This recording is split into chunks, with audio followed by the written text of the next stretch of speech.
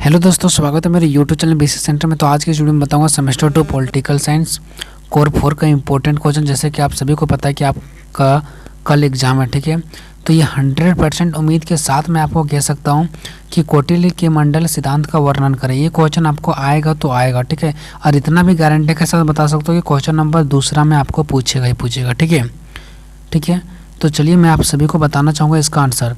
तो मैं आपको शुरुआत से बताता हूँ कि ये semester 2 Vinoba Bhave university political science core 4 का इंपॉर्टेंट क्वेश्चन है। इसके पहले भी मैंने बहुत सारे इंपॉर्टेंट क्वेश्चन का सीरीज लाया हूँ, क्वेश्चन भी बताया हूँ, इसका सॉल्यूशन भी करवा रहा हूँ, ठीक है।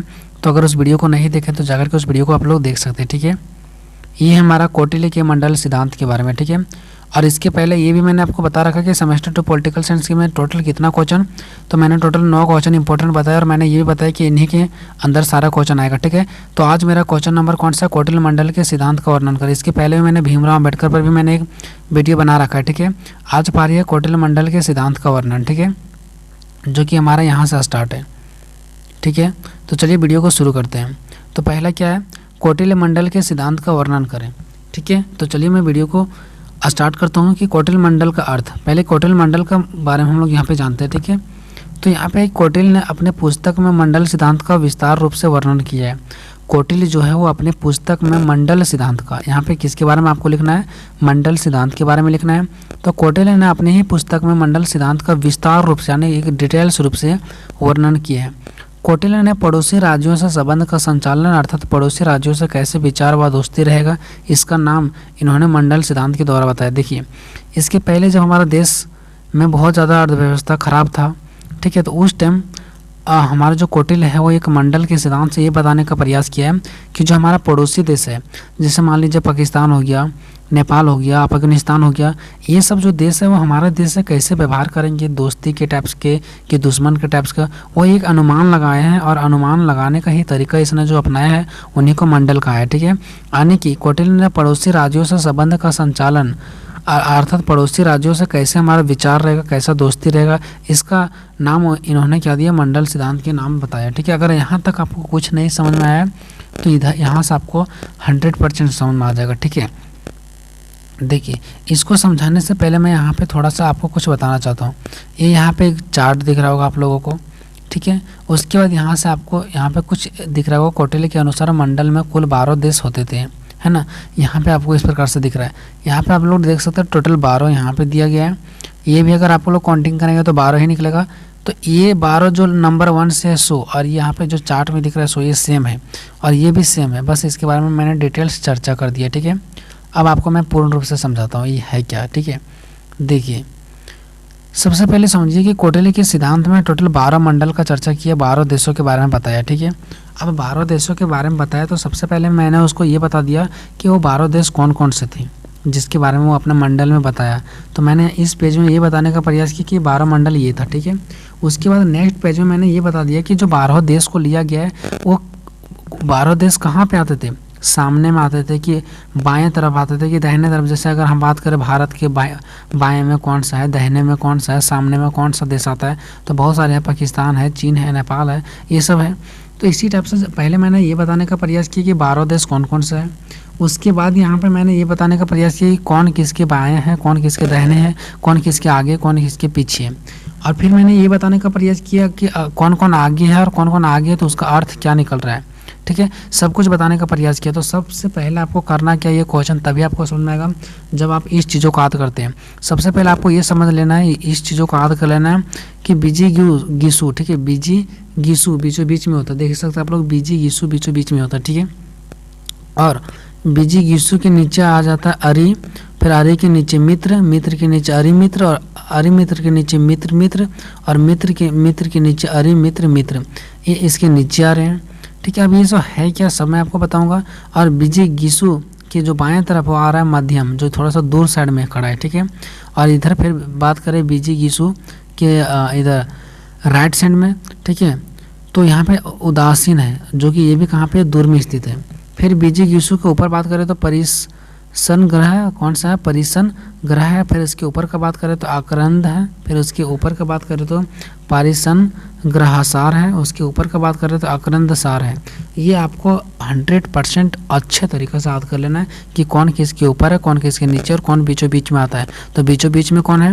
विजिगीषु है। कौन है? विजिगीषु। अब देखिए मैं आपको बताता हूँ, जो अपना कौटिल्य मंडल अपना सिद्धांत में बताया, मंडल सिद्धांत में उसने ये बताया कि अगर कोई भी राजा, मान लीजिए कोई भी जो राजा है, यानी कि कोई भी देश का जो राजा है, वो हमेशा चाहेगा कि हम अपने देश को बढ़ाएं, अपना देश को हमेशा विस्तार करना चाहेगा, अपने देश को बढ़ावा करना चाहेगा। ठीक है, तो जो हमारा अड़ोसी पड़ोसी देश होते हैं ना, वो किस प्रकार का हमारे साथ व्यवहार करेंगे, दोस्त कौन होंगे हमारा दोस्त, कौन होंगे हमारा दुश्मन। तो निश्चित सी बात है कि भारत का अगर दुश्मन बोला जाए तो ज़्यादा से ज़्यादा दुश्मन कौन बनेगा? पाकिस्तान हमारा दुश्मन बनेगा, क्योंकि पाकिस्तान और हमारा बीच लड़ाई चलते रहेगा, क्योंकि हम दोनों का सीमा एक ही है, हमें दोनों का बॉर्डर एक ही है। ठीक है, तो हमें साथ देने कौन आएगा? अफगानिस्तान। क्यों? क्योंकि अफगानिस्तान भी पाकिस्तान का बॉर्डर एक है। तो कुल मिलाकर के देखा जाए ना, जो अपना पड़ोसी होता है ना, वही हमारा दुश्मन होता है। कोई बाहर का दुश्मन थोड़ी नहीं होता है। हम लोग घर का दुश्मन कौन होता है? जो सामने में होता है सो, कोई दूसरा गांव का दुश्मन थोड़ी नहीं होता है। ठीक है, तो यहाँ पे इनका कहना ये था कि देखिए यहाँ पे विजिगीषु को इसने मैन देश माना है, माने एक बीच का देश। जैसे हमारा भारत है विजिगीषु, ऐसे मान लीजिए। इसके अगला देश, इसका आगे देश, इसका आगे देश, इसके पीछे देश, पीछे देश, पीछे देश, और एक बहुत सारा दूर देश और बहुत सारा दूर देश का व्यवहार कैसे लोग करेंगे, इसके बारे में यहाँ पे डीपली बताया गया। ठीक है, तो विजिगीषु एक देश है जो बीचों बीच में है। इसके ऊपर है परिसन ग्रह, फिर उसके ऊपर है आकरंद, और फिर उसके ऊपर है पारिसन ग्रहसार, और फिर उसके ऊपर है आकरंदसार। इसके बाएं तरफ अगर देखा जाए तो माध्यम है, जो बहुत दूर में देश एक खड़ा है, और इसके दाहिने तरफ देखा जाए तो एक और देश है जो बहुत दूर में खड़ा है, उदासीन। और इसके नीचे अगर बात की जाए तो अरि, फिर मित्र, फिर अरि मित्र, मित्र मित्र, अरि मित्र, मित्र, इस प्रकार का देश है इसके आगे पीछे बाएं दाहिने। ठीक है, और बीचों बीच वाला देश के साथ आगे वाला देश, बाएं वाले देश, दाहिने वाले देश, नीचे वाले देश किस प्रकार के इसके साथ दोस्ती करेंगे, दुश्मनी करेंगे, वो सभी के बारे में बताना है। ठीक है, तो ये टोटल 12 हैं, और ये 12 देशों के बारे में कौटिल्य ने अपने मंडल में बताया। तो सबसे पहले इस चार्ट को आपको याद कर लेना कि ऊपर कौन सा है, नीचे कौन सा है, बायां कौन सा है, दाहिना कौन सा है, और बीचों बीच में कौन सा आता है? विजिगीषु आता है। ठीक है, विजिगीषु, तो ये बीचों बीच में आता है। अभी जब 12 आपको याद रहेंगे ना, तो यहाँ पे आपको आंसर कैसे बनाना है वो मैं बताता हूँ। सबसे पहले आपको क्या करना है? 12 याद कर लेना। ठीक है, अब यहाँ पे आपको आंसर लिखना है कि कौटिल्य के अनुसार मंडल में कुल 12 देश होते थे। ठीक है, कितने देश होते थे? 12। और जो वहाँ पे आप लोगों ने 12 यहाँ पे याद किए हैं, उसको आप सीरियल वाइज यहाँ से लिख दें, कोई दिक्कत नहीं है। कोई भी लिख सकते हैं, पहले बाद में कोई भी लिख सकते हैं, कोई दिक्कत नहीं। बस 12 यहाँ पे आपको लाइन बाय लाइन बता देना है कि हाँ ये 12 कुल देश का नाम लिया उसने। ठीक है, यही 12 यहाँ वाला आप लोग देख सकते हैं। ठीक है, फिर आपको क्या करना है? नेक्स्ट पेज में 12 देशों का चार्ट बना देना कि आखिर 12 देश है तो किस सिचुएशन में है। ठीक है, आपको यहाँ पे नंबरिंग में थोड़ा सा मिस्टेक हो गया, आप लोग यहाँ पे देख सकते हैं। ठीक है, चौथा 2 बार आ गया है, तो कोई दिक्कत नहीं है। उसके बाद 12 देशों को आपको बता देना कि कौन सा देश बीच में आता है, कौन सा देश लास्ट में आता है, कौन बायां दाहिना आता है, कौन ऊपर नीचे आता है। फिर ये 12 जो देश है उसका कौन हमारे दुश्मन हो सकते हैं, हमारे मतलब विजिगीषु का, यानी कि बीचों बीच वाले देश का कौन दुश्मन बनता है, कौन मित्र बनता है, वो आपको यहाँ पे शुरुआत से फिर बता देना है। पहली बात मैंने क्या बताया? 12 देशों का सीरियल वाइज नाम बताना है, फिर उसका चार्ट बना करके दिखाना है, फिर 12 देशों का मतलब क्या था, कौन हमारा दुश्मन है, कौन हमारा अपना है, ऐसे करके बताना है। तो विजिगीषु कौन है? अपने देश के बढ़ावा के लिए जो राजा कार्य करता है उसे विजिगीषु माना गया है, कि जो भी मतलब अपना देश के बढ़ावा के लिए जो भी अपना कुछ कार्य करता है उसे विजिगीषु माना गया है। और यह बीचों बीच में होता है। कहाँ पे होता है? बिल्कुल बीचों बीच में होता है। ठीक है, उसके बाद अरि किसे कहा गया है? इन्हें शत्रु आने की दुश्मन माना जाता है। ठीक है, उसको मित्र को क्या माना जाता है? इन्हें मित्र माना जाता है जो हमारा सहायता करता है। उसके बाद अरि मित्र, यह दुश्मन का मित्र होता है। ठीक है, फिर मित्र, यह मित्र का मित्र होता है, यह मित्र का मित्र होता है। ठीक है, अरि मित्र, यह दुश्मन के मित्र का मित्र होता है। समझ गए?